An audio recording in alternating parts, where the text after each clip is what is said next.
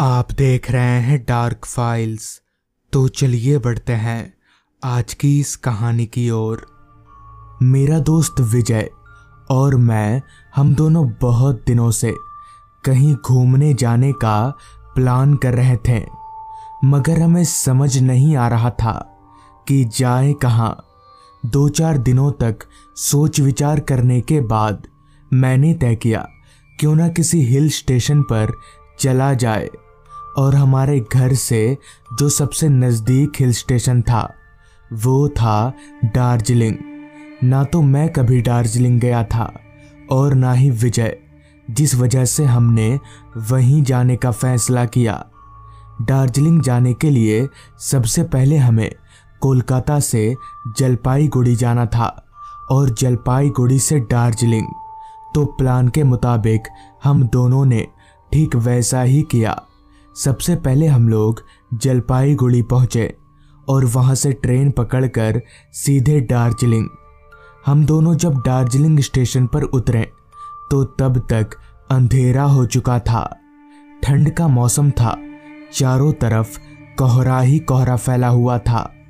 Station ज्यादा बड़ा नहीं था और शायद हम दोनों के अलावा उस ट्रेन से भी स्टेशन पर कोई नहीं उतरा था। चारों तरफ खामोशी का धुआं सा फैला हुआ था। खैर, हमने अपना सामान उठाया और स्टेशन पर लगी बेंच पर बैठ गए। घड़ी बता रही थी रात के 7:45 बज चुके हैं, मगर सुनसान माहौल कुछ और ही बयां कर रहा था। तभी विजय ने मुझसे कहा, भाई यहाँ तो आसपास कोई है ही नहीं। इस पर मैंने कहा, हाँ यार, यहाँ तो कोई नजर ही नहीं आ रहा, पता नहीं ऐसा क्यों है। इतना कहकर मैंने फिर से एक दफा पूरे स्टेशन का जायजा लिया, मगर सच में वहां कोई नहीं था। इतने में ही विजय बोला, चल बाहर निकल कर देखते हैं, कोई होटल वोटल मिले तो अच्छा है। विजय की बात सुनकर हम दोनों ने अपना सामान उठाया और स्टेशन से बाहर निकलने लगे। चलकर जब हम लोग स्टेशन से बाहर निकले तो बाहर का माहौल देखकर हम और भी ज्यादा चौंक गए, क्योंकि बाहर अंदर से भी ज्यादा खामोशी पसरी हुई थी। दार्जिलिंग के बारे में अब तक मैंने जितना सुना था वैसा कुछ देखने को मिला नहीं था, जिस पर मैंने विजय से कहा, भाई ये दार्जिलिंग ही है ना? इस पर विजय ने हंसते हुए कहा, हाँ भाई ये दार्जिलिंग ही है। दरअसल आज ठंड बहुत ज़्यादा है, इसलिए भी हो सकता है कि आज कोई बाहर नहीं दिख रहा हो। विजय की बात में दम तो था, क्योंकि सच में उस रात ठंड काफ़ी ज़्यादा थी। और हो भी क्यों ना, दिसंबर का आखिरी हफ्ता जो चल रहा था, ऐसे में दार्जिलिंग में ठंड होना लाजमी ही था। खैर, हम दोनों ठंड को नज़रअंदाज करके किसी होटल वगैरह की तलाश में लग गए। स्टेशन के पास 1-2 होटल तो थे, मगर जब हम कमरा बुक करने के लिए होटल के अंदर गए तो पता चला कि सारे के सारे कमरे पहले से ही फुल हो रखे हैं। हमारी परेशानी और भी ज़्यादा बढ़ गई। समझ नहीं आ रहा था कि अब इस ठंड में रात कैसे गुजरेगी। हम दोनों ने मिलकर तय किया कि हम यहाँ से थोड़ा आगे जाएंगे। हो सकता है स्टेशन के पास के सारे होटल फुल हों और आगे जाकर हमें कोई खाली कमरा मिल जाए। यही सोचकर हम दोनों रास्ते पर आगे बढ़ने लगे, मगर स्टेशन रोड से थोड़ा आगे जाते ही बड़े लंबे पहाड़ों के अलावा और कुछ भी नज़र नहीं आ रहा था। पर फिर भी हमने चलना नहीं छोड़ा, हम आगे बढ़ते रहे। अभी हम रास्ते पर आगे बढ़ ही रहे थे कि तभी रास्ते के एक किनारे पर हमें एक काली रंग की टैक्सी खड़ी नजर आई। उस टैक्सी को देखते ही विजय ने मुझसे कहा, भाई ये टैक्सी वाले से पूछते हैं आसपास कोई होटल है या नहीं। अगर आसपास नहीं हुआ तो इसी को बोलेंगे हमें होटल तक छोड़ दे। विजय की ये बात मुझे ठीक लगी, लिहाजा हम दोनों चलकर उस टैक्सी के करीब गए तो पाया कि टैक्सी के भीतर एक आदमी बैठा हुआ है। वो आदमी बस यूं ही चुपचाप टैक्सी में बैठा हुआ था। उसके शरीर में कोई हरकत नहीं हो रही थी। तभी मैंने उस टैक्सी वाले से कहा, भैया यहाँ आसपास कोई होटल है क्या? आवाज सुनकर वो टैक्सी वाला बिना मेरी ओर पलटे ही बोला, नहीं, आसपास कोई होटल नहीं है, जो है सब भरे पड़े हैं। उस टैक्सी वाले की बात सुनकर मेरे बगल में खड़े विजय ने उससे कहा, पर कोई तो होटल खाली होगा, आप जरा हमें वहां तक पहुंचा देंगे? दूर भी होगा तो चलेगा। विजय की बात सुनकर टैक्सी वाला कुछ सोचने लगा और थोड़ी देर कुछ सोचने के बाद उसने कहा, आइए गाड़ी में बैठिए। इतना कहकर उसने गाड़ी के दरवाजों को अनलॉक कर दिया, जिसके बाद विजय उसके बगल वाली सीट पर और मैं गाड़ी के पीछे वाली सीट पर जाकर बैठ गया। हमारे बैठते ही टैक्सी ड्राइवर ने गाड़ी को आगे बढ़ा लिया और हम निकल पड़े किसी होटल की तलाश में। रात हर पल गहराती जा रही थी। जहां थोड़ी देर पहले तक घड़ी में 7:45 बज रहे थे, वहीं अब वक्त हो रहा था रात के 8:45 बजे का। रास्ते पर हमारी टैक्सी के अलावा दूसरी कोई गाड़ी नजर नहीं आ रही थी। ऊपर से हमारी टैक्सी फिलहाल जिस रास्ते पर चल रही थी, उस रास्ते को देखकर ऐसा तो कतई नहीं लग रहा था कि इस रास्ते पर कोई होटल मिल भी पाएगा। पर हम में से किसी ने भी कुछ नहीं कहा। हम लोग चुपचाप अपनी सीट पर बैठे रहे। कुछ देर तक हमारी टैक्सी ऐसे ही चलती रही, जिसके बाद टैक्सी एक बड़ी सी इमारत के पास रुकी। टैक्सी रोकते हुए उस आदमी ने कहा, आइए साहब उतरिए, ये रहा वो होटल। राहत की सांस लेते हुए मैं और विजय हम दोनों टैक्सी से नीचे उतरे और उस टैक्सी ड्राइवर के साथ चलते हुए उस होटल की तरफ जाने लगे। हालांकि उस वक्त वहां अंधेरा काफी घना था, पर चांद की धुंधली रोशनी में मैं उस होटल को थोड़ा बहुत देख पा रहा था। वो होटल बिल्कुल काला पड़ा हुआ था, जैसे यहाँ कभी आग लगी हो। खैर मैंने कुछ कहा नहीं। एक तो बड़ी मुश्किल से ये होटल मिला है, अगर इससे भी कमरा नहीं मिला तो लेने के देने पड़ जाएंगे। खैर हम तीनों होटल के दरवाजे पर गए। होटल का दरवाज़ा बंद था। तभी टैक्सी ड्राइवर ने होटल के दरवाजे को जोर से धक्का दिया और दरवाज़ा एकदम से खुल गया। हम तीनों चलकर होटल के अंदर दाखिल हुए। होटल के अंदर का भी नज़ारा बाहर के तरह ही था। सब कुछ जैसे जलकर काला पड़ गया हो। अभी मैं और विजय उस होटल को चारों तरफ से देख ही रहे थे कि तभी उस टैक्सी वाले ने कहा, साहब इस होटल के सारे कमरे खाली पड़े हैं, आप जहाँ चाहो वहाँ रह सकते हो। ये होटल मेरा ही है और सबसे बड़ी बात, इस होटल में रहने के लिए आपको कोई किराया नहीं देना होगा। आप लोग मुफ्त में यहाँ रह सकते हैं। हालांकि अगर उस होटल का किराया होता तो भी हम लोगों के लिए कोई बड़ी बात नहीं थी, और अब जब उस होटल का किराया नहीं है तब तो हम लोग रहेंगे ही रहेंगे। लिहाजा हम दोनों पास ही के एक कमरे में चले गए और अपना सामान कमरे के एक कोने में रखकर पलंग पर पसर गए।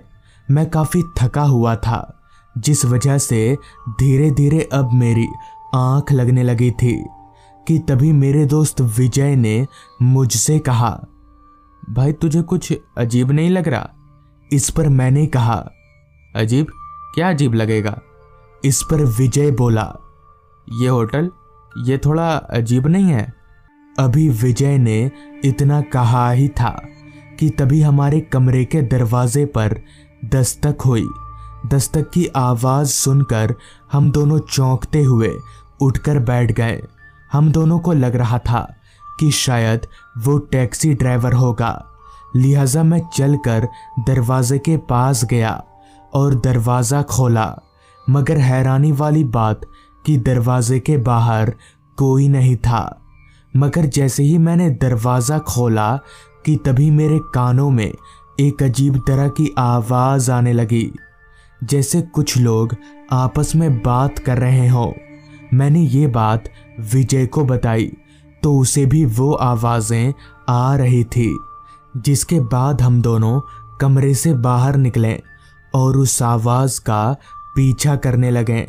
उस आवाज़ का पीछा करते करते हम लोग एक कमरे के पास पहुँचे और जब उस कमरे के की होल से मैंने अंदर झांका तो मेरी रूह कांप गई, क्योंकि उस कमरे के अंदर कुछ ऐसे लोग मौजूद थे जिनमें से किसी का पेट कटा हुआ था तो किसी के पैर नहीं थे और किसी की तो आंतें बाहर निकली हुई थी। उन सभी के चेहरे काफ़ी ज़्यादा भयानक थे। विजय भी ये सब देखकर काफ़ी ज़्यादा डर चुका था। हम लोगों को ये समझ आ चुका था कि ज़रूर दाल में कुछ काला है, लिहाजा हम लोगों ने उसी वक्त वहाँ से दौड़ लगा दी। भागकर हम लोग वहीं रुके जहाँ हमें 3-4 लोग नजर आए। हमने उन लोगों को पूरी बात बताई, जिस पर उन्होंने जो बताया वो होश उड़ा देने वाला था। दरअसल उस होटल में लोगों को वो टैक्सी वाला बहला फुसला कर ले जाता था, जहां उन लोगों की किडनी, आंख वगैरह निकाल ली जाती थी और बाजार में बेचा जाता था और उन लोगों को जान से मार दिया जाता था। पर जब लोगों को इस बात का पता चला तो उन्होंने उस टैक्सी वाले को तो मारा ही मारा और साथ ही साथ उस होटल को भी आग लगा दिया। कहते हैं कि तभी से उन लोगों की आत्मा यहाँ भटकती रहती है और आज भी वो टैक्सी वाला लोगों को बहला फुसला कर उस होटल में ले जाता है। तो दोस्तों, ये थी आज की कहानी। अगर आपको ये कहानी पसंद आई हो तो चैनल को ज़रूर सब्सक्राइब कर लें। तो मैं आपका दोस्त आर्यन जल्द ही मिलूँगा आपसे ऐसी ही एक कहानी के साथ। एक शाम हम 3 दोस्त, मैं, अजय और विकास, हम रोज की तरह ही गोपाल काका के चाय की दुकान पर बैठकर बात कर रहे थे कि तभी बातों ही बातों में अजय ने कहा, अरे यार, सच में भूत होते हैं क्या? अजय की इस बात को सुनकर विकास जोर जोर से हंसने लगा, जिस पर मैंने विकास से कहा, अरे यार, ऐसे हंसकर हमें किसी भी चीज का मजाक नहीं उड़ाना चाहिए। अभी हम बातें कर ही रहे थे कि तभी पीछे से किसी ने मेरे कंधे पर हाथ रखा तो मैंने पीछे पलटकर देखा तो पीछे राकेश भैया थे। राकेश भैया उम्र में हमसे बड़े जरूर थे, मगर कभी कभी हमारे साथ बैठकर ही गप्पे लड़ाया करते थे। खैर, राकेश भैया ने एक चेयर खींची और हमारे साथ बैठ गए।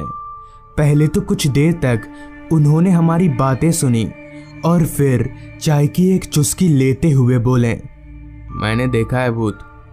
उनके मुंह से ये बात सुनकर पहले तो हम तीनों चुप हो गए। फिर विकास ने कहा, कहाँ और कब? हमें भी थोड़ा बताइए। जिस पर राकेश भैया ने बताना शुरू किया। एक दिन मैं अपने घर पर बैठा हुआ था कि तभी मेरे फ़ोन की घंटी बजी। मैंने जब फ़ोन उठाया तो पता चला कि मेरे मामा जी अब इस दुनिया में नहीं रहे। ये खबर सुनते ही मेरे पैरों तले ज़मीन निकल गई, मानो एक पल को मैं बेहोश सा होने लगा। आखिर ऐसा कैसे हो सकता है? अभी कुछ दिन पहले ही मेरी उनसे बात हुई थी, तो तब तो वो बिल्कुल ठीक थे, तो अचानक उनको क्या हो गया? कारण पूछने पर पता चला कि कल रात उनको हार्ट अटैक आया था और उसी कारण बस उनकी मौत हो गई। मैं उस दुख भरी खबर को अपनी माँ को ना बोलकर पापा को कॉल किया और उन्हें सारी बात बता दी, जिस पर पापा ने कहा, बेटा, मम्मी को अभी कुछ भी बताने की ज़रूरत नहीं है। तू अभी वहाँ के लिए निकल, मैं तेरी मम्मी को लेकर दूसरी ट्रेन से आता हूँ। दरअसल मेरे पापा अपने ऑफिस के चलते 2 दिनों के लिए बाहर गए हैं और मेरी मम्मी की तबीयत भी कुछ ठीक नहीं है और ऐसे में अचानक ही उनको सब कुछ बता देना ठीक नहीं होगा, जिस कारण मैंने उन्हें कुछ भी नहीं बताया और एक बहाना करके मामा के घर जाने के लिए निकल पड़ा। मैं जब घर से निकला तो वक्त हो रहा था दोपहर के 3 बजे का। घर से निकलकर मैं सीधे नज़दीकी रेलवे स्टेशन गया, जहां मुझे पता चला कि मामा के घर जाने वाली एक ट्रेन शाम 4 बजे है, जो मुझे रात के 9 बजे तक मामा घर के स्टेशन पर उतार देगी।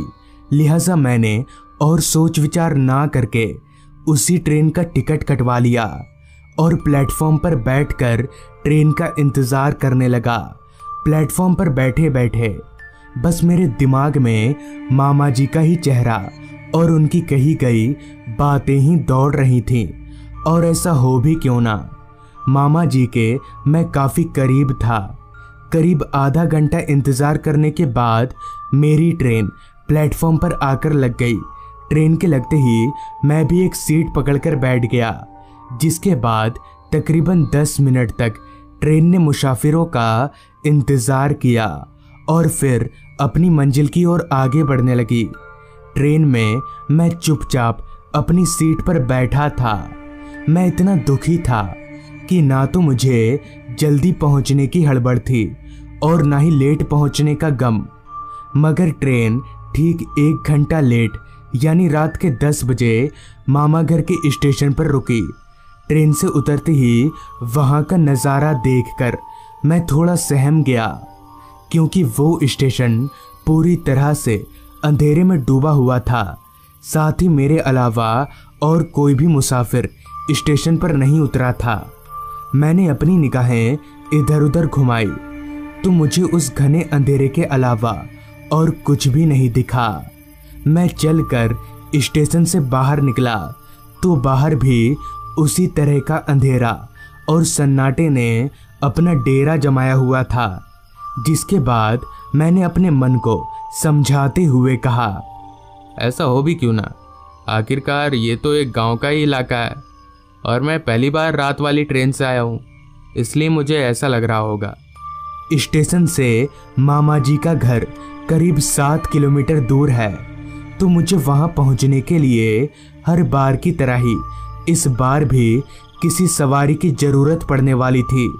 इसलिए मैं इधर उधर कोई रिक्शा ढूंढने लगा, मगर उस सुनसान रास्ते पर जहां तलक मेरी नज़र जा रही थी वहां तलक इंसान तो दूर कोई परिंदा भी पर नहीं मार रहा था। उस सुनसान रास्ते को देखते ही मैं समझ गया कि मुझे कोई सवारी मिलने से रही, इसलिए मैं पैदल ही घर की तरफ आगे बढ़ने लगा। पूरे रास्ते पर रोशनी का एकमात्र जरिया चांद से आ रही धुंधली रोशनी थी, जिसके सहारे मैं आगे बढ़े जा रहा था। दूर दूर तक सन्नाटा इस कदर छाया हुआ था कि मेरे चलने की आवाज़ मुझे साफ साफ सुनाई पड़ रही थी। अभी मैं कुछ दूर बढ़ा ही था कि तभी मुझे रास्ते के किनारे 3 लड़के बैठकर रोते हुए दिखे। उन तीनों को एक साथ बैठकर रोता हुआ देख मैं थोड़ा सहम गया कि भला ये तीनों लड़के इतनी रात गए इस सुनसान रास्ते पर एक साथ बैठकर क्यों रो रहे हैं। खैर, पहले पहले तो मैंने सोचा कि मैं इन तीनों को नज़रअंदाज करके आगे बढ़ जाता हूँ, मगर पता नहीं क्यों मैं उनके रोने की आवाज़ को सुनकर उन्हें नज़रअंदाज नहीं कर पाया और सीधे उनके पास जाकर उनसे कहा, क्या हो भाई, आप तीनों रो क्यों रहे हैं? मेरे पूछने पर कुछ देर तो वो तीनों चुपचाप थे। फिर उनमें से एक लड़के ने कहा, आप मेरे साथ चलिए, मेरा एक दोस्त नदी में डूब गया है। उस लड़के की बात सुनकर मैं हैरान हो गया कि भला जब इनका एक दोस्त नदी में डूब गया तो ये तीनों उसे बचाने के बजाय यहाँ बैठकर रो क्यों रहे हैं। साथ ही मैंने एक बात पर गौर किया कि उन तीनों का शरीर पूरी तरह से भींगा हुआ था और साथ ही उनका शरीर काफ़ी फूला हुआ भी था। अब मुझे थोड़ी सी बेचैनी महसूस होने लगी थी, जिस कारण मैं उनके साथ ना जाकर घर की तरफ बढ़ने लगा। अभी मैं 2 कदम बढ़ा ही था कि तभी मुझे ऐसा महसूस होने लगा कि वो तीनों मेरे पीछे पीछे चल रहे हैं। फिर जब मैंने पीछे पलटकर देखा तो मेरे होश उड़ गए और मैं जोर जोर से कांपने लगा। दरअसल वो तीनों ठीक मेरे पीछे ही थे, मगर अब उनका चेहरा पूरी तरह से बदल चुका था। उन तीनों का पूरा शरीर फूलकर सफ़ेद पड़ चुका था और उनकी आंखें लाल चमक रही थीं। ये देखकर मैं काफ़ी डर गया। डर के मारे मेरे पैर इतने कांप रहे थे कि मैं दौड़कर भाग तलक नहीं पा रहा था। किसी तरह से मैं हिम्मत जुटाकर भागना चाहा, मगर मेरे कांपते कदमों के कारण मैं वहीं पर लड़खड़ाकर गिर गया, जिसके बाद वो तीनों मुझे घसीटते हुए जंगल के अंदर नदी की तरफ ले जाने लगे। मैं उन तीनों भूतों के आगे बेबस एक लाश की तरह घसीटता चला जा रहा था। कुछ दूर घसीटने के बाद वो लोग मुझे नदी के किनारे ले आए। अब मैं अपने आप को मरा हुआ मान चुका था और वो भूत अब मुझे नदी में डुबाने ही वाले थे कि तभी अचानक ही वहाँ पर एक काली सी परछाई आ गई, जिसे देखकर वो तीनों भूत हवा में धुआं हो गए।